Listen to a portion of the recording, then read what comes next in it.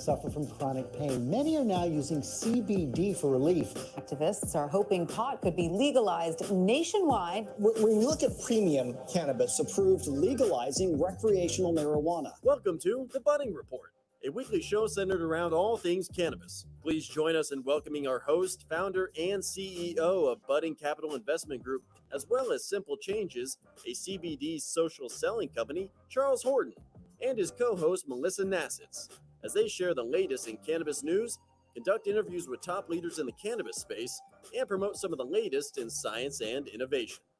And now to our host, Charles Horton. Good afternoon, everybody, and welcome to the Budding Report. This is our third episode, and it's great to have you on. In this episode, we're going to be talking about a recent news article that involves doing pay-for-play in cannabis stores. So that's, I believe, a good sign for the industry. We'll be talking about that. And then our co-host, Dr. Christian Shaw, is going to be talking about his work that he's doing with medical cannabis. And Pamela Orth is joining us with her company. So that's the setup for today. First of all, and let me welcome Melissa on as always. She's great energy on the show. Love having her energy. So today in our news piece, we're talking about having pay for play in the stores. So demand is getting so high, and there's so many different products that are available that you're now having to pay as a company to get your products in some of these stores. So I'd love to start out with Pamela and have her thoughts on this, because Pamela is a producer of products. Well, hello. Thanks for having me on, Charles, Melissa. I'm Dr. Shaw. I'm really excited to be here.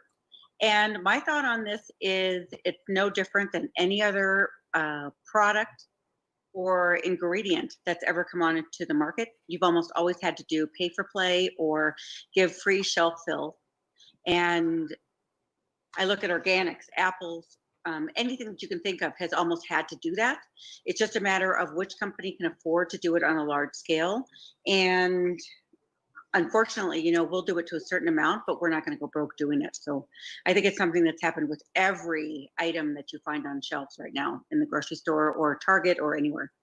This would have been a good one for Will to be on, because Will's really that bootstrap entrepreneur who every single penny counts. And he's getting into a lot of places with his protein bars. Be interesting to hear what that does for his budgets as that begins. What do you think about that, Melissa?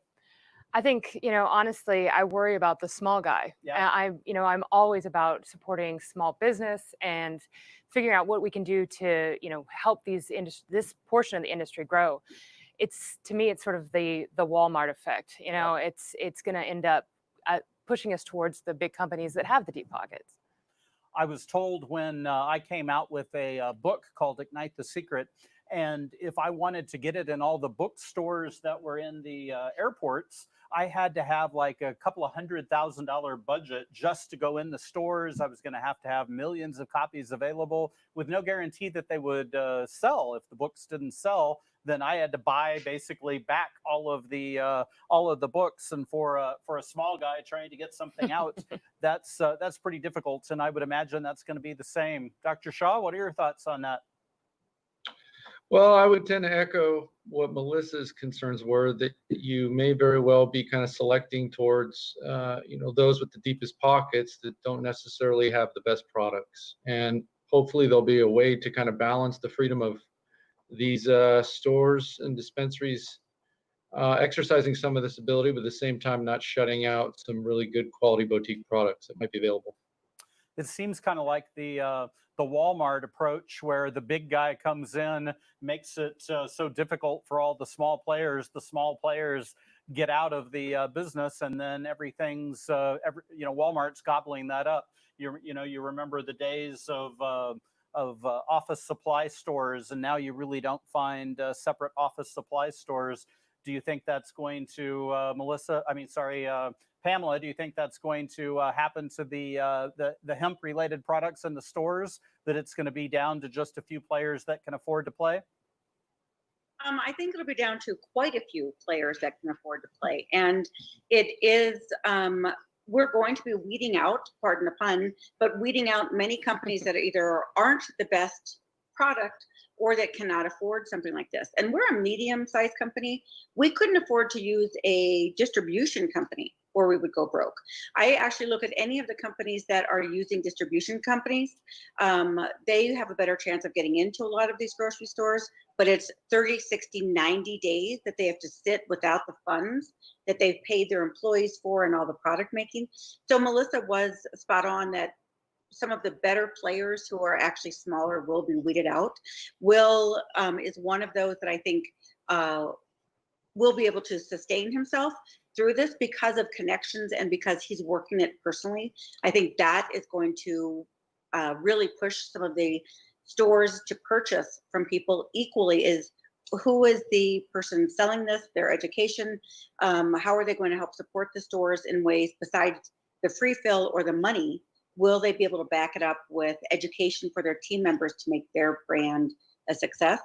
And if companies are not willing to do that or unable to do that, I think the idea of a Staples becoming now online versus in person is what's going to happen. We're going to lose so many brands.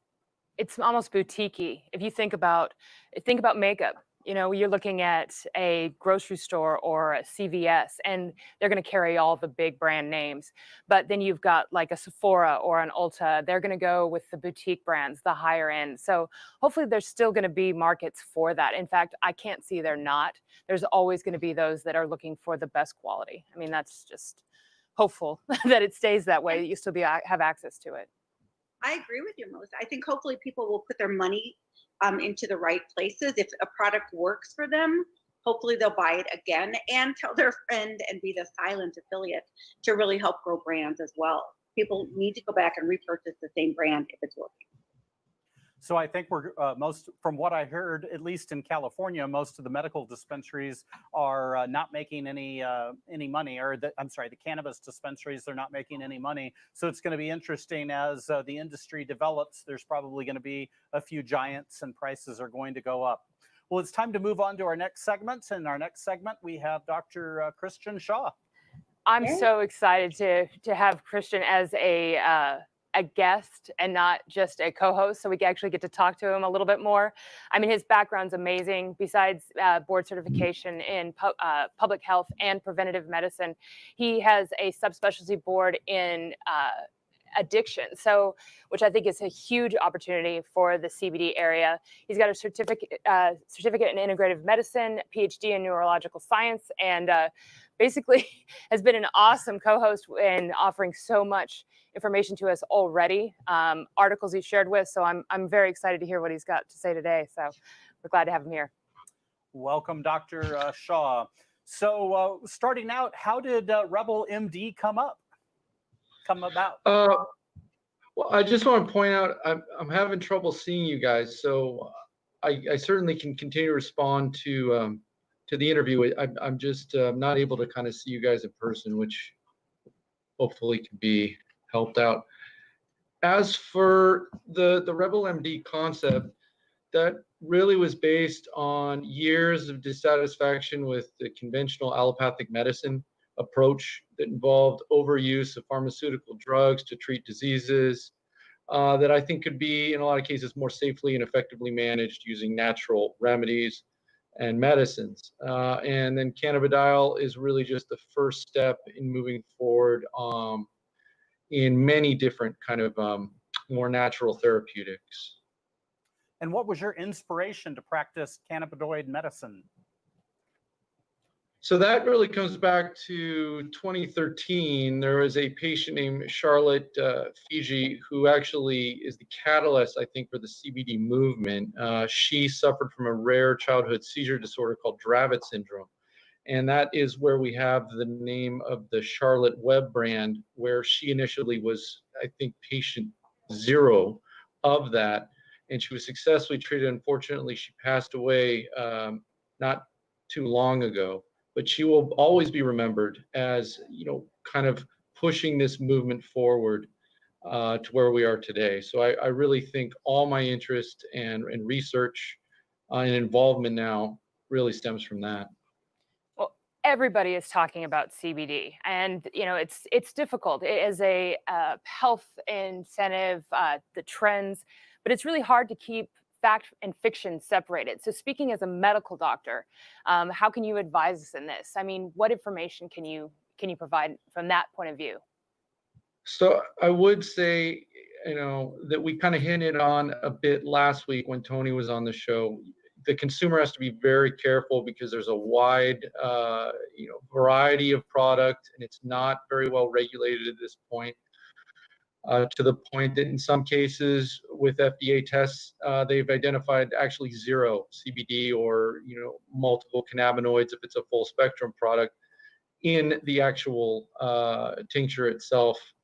So I would say first, really do some research. A reputable company is going to have the certificate of analysis available, whether it's on the website or it can be provided, to an interested consumer. That would involve purity testing and potency testing. So not only would you want to be confirmed that you are actually getting how much milligrams of the cannabinoids or the CBD is within listed, but also it's free of metals and toxins and microbes. I think that is probably the most important thing at this point. Then the only other thing I would kind of add to that is there's a lot of individuals that want to use this for various, pain and inflammatory condition management that have physicians that wouldn't tolerate a THC positive drug screen. So in that case, it would be very careful because even low dose CBD, full spectrum products have legally occurring THC that can build up that is below 0.3%. So it's compliant with the Farm Bill. However, over time that will accumulate, and that is a very real THC drug test result. So be careful, and in those cases, really try to find the 0% THC guaranteed by a good company. So, Dr. Shaw, what do you know about that? What are the things that you know that you're doing? What about other companies and doctors doing that are testing and working on drugs to get FDA compliance? What's the process? Is that happening right now? So I think you really have a split. You have the traditional pharmaceutical companies with partnerships with major academic health systems going after clinical trials for a variety of potential conditions ranging from opiate addiction to various inflammatory processes, sleep problems, anxiety-related disorders. Then on the other hand, you have individual physicians or physician groups that are doing their own kind of case control studies like myself, some of which are trying to compile a lot of patient data to come up with their own research to try to offer an alternative and hopefully a strong movement against a potential kind of pharmaceutical driven consumption or takeover of what I would suggest should be a much more freer use of the product that CBD and its associated cannabinoids can do for health. You mentioned something earlier, and I just want to kind of circle back. You talked about broad spectrum and full spectrum versus isolate. Can you go into a little more detail about that as far as explaining it for all of us? Sure. So there's various extraction processes from the actual hemp plant itself. And again, this hemp is typically grown to be compliant with the Farm Bill of having less than 0.3% THC content would be just naturally occurring if we happen to stumble upon a hemp plant somewhere in the wild. And so these hemp plants typically have strains that are higher in CBD to get a better yield, so to speak, when you're enriching in that process. But there will be an extraction of which a certain percentage of kind of materials will be removed and try to enrich for the very medicinal combination of cannabinoids and terpenes. So that product would be considered a full spectrum. If we go for further purification, removing THC from that mix, that would then be considered broad spectrum. And then if we only use products that have isolated CBD, which would be extracted completely and then reformulated into a powder, which would then be repurposed in a variety of different kind of mediums, whether it might be oils or paste, etc., that would be an isolate product.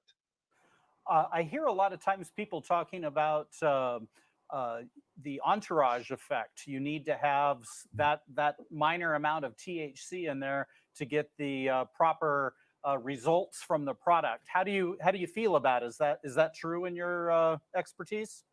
So I think I could argue in some cases absolutely that the more closely it would mimic what would occur naturally would take advantage of all these synergistic actions between various cannabinoids and terpenes. However, in any kind of medical research where you're trying to assess activity of a compound, you really have to focus on one. And so that's why in medical research, it's really been emphasized to just use CBD-based isolate to test whether this has an intrinsic therapeutic property, which it overwhelmingly does in a lot of cases. So in short, it's yes and yes. Well, I have one final question, and that's you shared with us an article and regarding some research that's being done in regards to COVID-19. I think this is so topical right now, and of course, it's on top of everybody's mind. And it had to do with the lung inflammation. I know it's been used for asthma treatment. Can you share a little bit of information about that? I think everybody would like to hear about it, another option that we might have.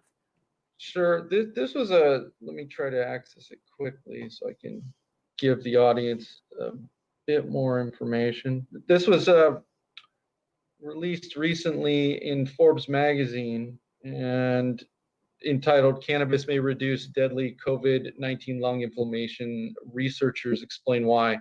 And so ultimately the concern with the COVID-19 infection is that it can trigger what, some refer to as a cytokine storm. Now, what that means is just you have these various inflammatory molecule-based cascades. So you have these messengers that start really activating their troops, so to speak, to charge forward. And this onslaught of exaggerated inflammation is what really causes a lot of the long-term and potentially deadly effects of a COVID infection, by causing so much inflammation in the lungs that it leads to a lot of potentially life-threatening or fatal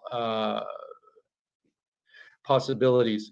So there's always been an anti-inflammatory approach and strategy towards managing this, but recently these researchers attempted to use CBD as a therapeutic, and they had some very promising results with minimal side effects compared to kind of the standard treatment that also had profound inflammation reduction, but had a bad kind of safety profile associated with it.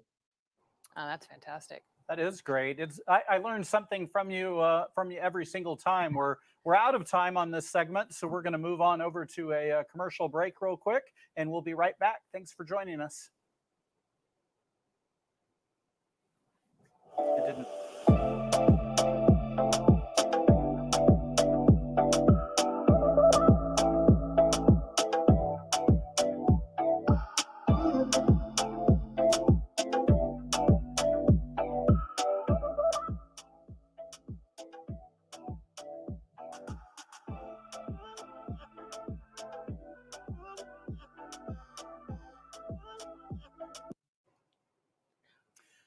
And we're back. Melissa, take it over. Well, I'm very excited to introduce our new guest. We've got Pamela Orth. She's with WholeMade Bath and Body Care. She is a national recognized speaker. She's involved with several very active groups with cannabis. She is a trainer, business coach. She is a partner with Restorative Botanicals and a member of both the NHIA as well as the C.O.O. So I'm sure she can tell us a lot more about herself. To learn quite a bit about you, Pamela. Welcome. Hi, thanks, Melissa. Thanks, Charles. Dr. Shaw, great to see you again. Yeah. Thanks. No, I'm really thrilled to be on the Budding Report. This is an excellent platform to get the word out in a proper way. So what can I tell you about myself? Well, tell us about your company being WholeMade first. Love to hear about it. Great, thanks, Charles.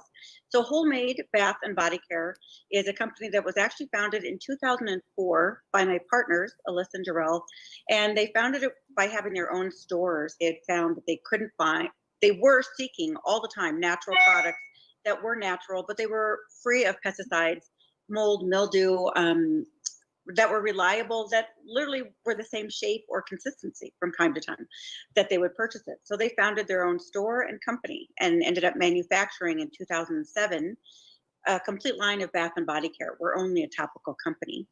As time went on, the company evolved, and 3.5 years ago now, they added certified organically grown hemp from Colorado, CO2 critically extracted.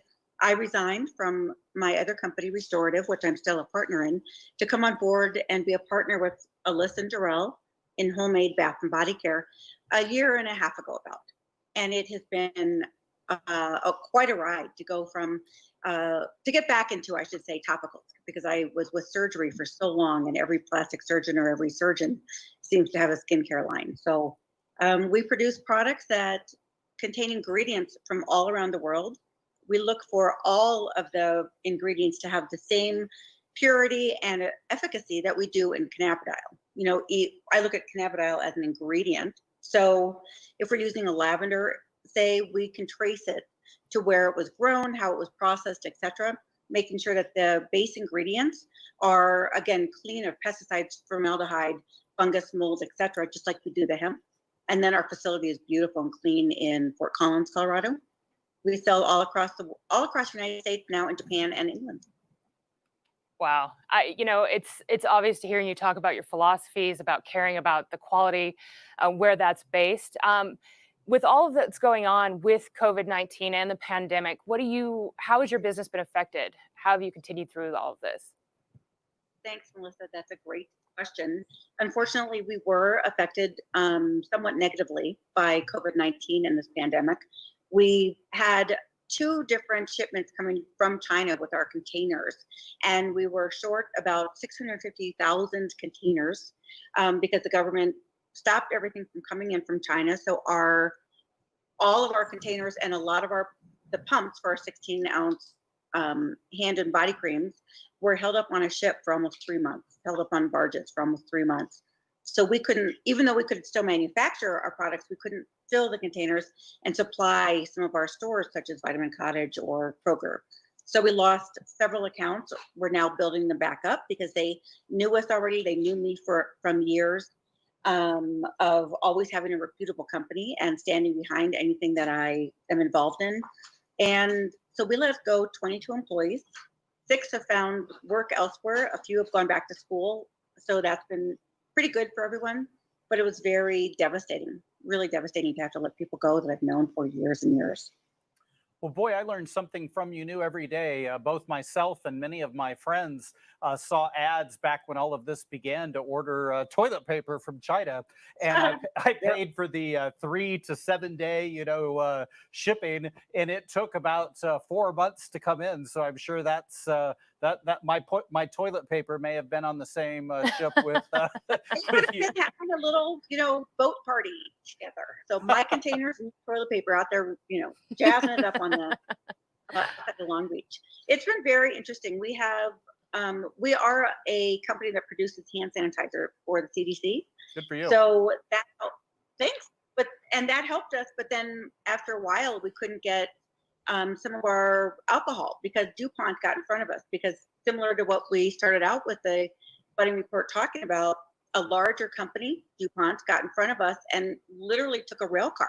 They were legally allowed to have a rail car that we had paid a third down on because they produce a larger volume for the government. So we said a few choice words over that one. Wow. I think one day you can teach a master class in networking, because every trade show or anything in this industry that I've been to, you're always there and you're great to introduce me to people and all. But what are your philosophies surrounding hemp and cannabis? Thanks, Charles, for saying that. I kind of like to be the social butterfly. I think one of my gifts is that I just love people and educating and helping in any way I can. I look at hemp and cannabis. I'm pretty strong on the fact that I believe hemp should stop being put into the cannabis arena, THC arena. I want hemp to be an ingredient, cannabidiol to be used as an ingredient as you would anything else, taken out of all the vernacular of will you get stoned, will you do whatever. This is a healing plant. And the more that we look at it as, oh, it's got to be in a dispensary, or we have to have this license to grow hemp, when really the opportunity here is for hempcrete, hemp fibers, 32,000 plus uses for this plant that are being stymied because we put it into the cannabis arena. And when you're growing hemp for hempcrete, you're not looking for the THC factor. I have to have a sip of this, I'm sorry. Well, you are full of energy. So please tell me, are you having as much fun as it seems being a part of this world and sharing your product? You know it. Charles knows firsthand. I love it. I've created programs for large companies over the years, and now the last 10 years, I've been able to implement it in the hemp world. And really, THC for a little while, realizing that's more my 23-year-old daughter's skill. She works with a lot of large-scale marijuana companies. I'm on the hemp side. I have a blast meeting people and being able to work with elders or youth, or oh my gosh, we're talking some cute football players that use our products for inflammation and things like that. So every day is an opportunity to share what this amazing plant can do, and to have a company, WholeMade Bath and Body Care, where I literally can say, trust me, you think that you don't want to take a bath because men are all about showering. I have more men ordering bath bombs after they see me talk on stage because they're convinced that they're either going to show me up and a bath bomb's not going to relieve their aches and pains from being someone who's been laying tar, or a football player, or a dad on, when we're allowed to have our kids play soccer together, just standing all day, the lower back pain. And the bath bombs, the incredible ingredients, and then topped off with cannabidiol, release all the toxins from your body, release the inflammation so you can actually move, be mobile, healthy. I think that every elder individual has the opportunity for pain relief and relief from sundowners, etc., with cannabidiol usage. So the fact that I get to bring this out to the world thrills me, just thrills me. I absolutely. And I just meet people like you, Charles, and Dr. Shaw, Melissa. I'm so blessed. I absolutely love it. Dr. Shaw, we're going to leave the last question for you. While you ask it, we're going to put up Pamela's contact information. So if you wanted to contact Pamela directly, you can. Dr. Shaw, you have any questions for Pamela? Yeah, I would just throw out a question regarding how you would kind of advise the general movement going forward, where you have to take into consideration there's a strong interest for, I think, everyone on this show to have a very kind of decentralized and universal kind of acceptance of cannabis-based products. However, you also have a strong interest when a specific compound, in this case being CBD, demonstrates some very real medicinal, I would say, pharmaceutical benefit. How are we supposed to walk the line when this is going to be, in some ways, I think, a turf war? Oh, that's just a hard question to end on. I thank you, Dr. Shaw, for that question. I believe we need to continue the education factor. One of the reasons I do so many trade shows and I fly 205 days a year for the last 3 or 4 years I've been on the road educating about cannabidiol is if we can destigmatize it and get it out to the people who need it, the dollar is going to be so impactful in each city, township, state, that the government will back off gently, little bit by little bit. This is my belief. I think if people are sound in how they use the products, just as they are with any other product, whether it's internal soft gel, whether it's a shampoo, whether it's a dog treat, whatever you're using, doesn't matter if it's hemp-based or not. We change things by putting our dollar where our thoughts and our mouths are. So if people come out and they hear me speak, say, and they think, okay, great, I'm going to try a natural deodorant with cannabidiol in it, and it works, and then they purchase one, gradually, I think that's what's going to help us change this movement and get past the idea that pharma has a lockdown. on this and is going to take it from all of us. When I'm traveling, I tell people don't grow. I tell people make sure that you know what you're ingesting, whether it's an apple, where did it come from? Has it been on the back of a truck in the sun getting sprayed on as it's driving down the street from all kinds of dirt and filth? Or cannabidiol, make sure that you know every ingredient, where it's from, if there's a drift factor. I mean, we should be informed consumers on the tomatoes we eat, let alone the cannabidiol. And once people start just thinking of it as, this is a great opportunity, I'm going to try that in my body care. I'm going to try that sublingual instead of melatonin for a sleep product. I think then more stores, more people, more cities, more governments will open up and get out of the way from smart planning, smart thinking, and the dollar has to be there behind, backing us all up. Educate, educate, educate is what it sounds like. And then throw some money at it. and we ourselves have to choose quality products. You know, we have to lead by choosing quality products and then sharing that information, whether it's something I manufacture myself, something I found in a store traveling. When I'm at a farmer's market, we need to follow up that education with other people's brand names as well, if we believe in the quality of the product. Well, Pamela, I want to thank you for coming on with us today. Learn more and more each time. Want to recommend you to our listeners. I've toured your plant myself, and you were talking about it being clean and all. I'll tell you what, if I wanted to be in a clean environment, and this was pre-COVID, that I'd want to work in your environment because it was perfectly clean. I had to wear a mask to keep my little hairs from falling in the product and all. So definitely recommend you. And boy, if you want to connect with anybody, that's just your job. And thank you, Dr. Shaw, again for being on. Man, just a wealth of information. I learn more about you every time you come on, and I am so excited about the potential medical uses of the plants and getting FDA approved products out there. So I'm really excited about the testing and everything that you're doing. So Dr. Shaw's information is up there again. Next week, wanted to talk a little bit about, we're going more into the cannabis news, and we're being joined by Kim Stuck of LA Consulting.